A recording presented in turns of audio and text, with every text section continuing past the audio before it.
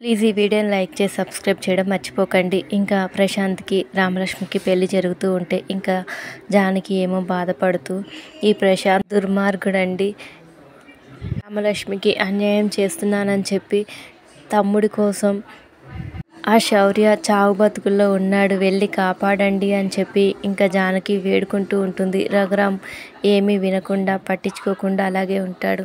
ఇంకా ప్రమీల వచ్చి అవునన్నయ్య గారు, ఆ ప్రశాంత్ చాలా దుర్మార్గుడు, రామలక్ష్మి మెడలో తాళి కట్టే అర్హత వాడికి లేదు, వాళ్ళ నాన్నను కూడా కొట్టి పక్కన పడేశాడు, ఇప్పుడు శౌర్య చావు బతుకుల్లో ఉన్నాడు, వాడి చావుకు కూడా వీడే కారణం, ఇంకా ప్రశాంత్ చేసింది మొత్తం ఇంకా వాళ్ళ అమ్మ చెప్పేస్తుంది. ఇంకా రఘురామ్ కోపంతో ఇంకా ప్రశాంత్ని కిందకి నెట్టేసి ఇంకా కొడుతూ ఉంటాడు.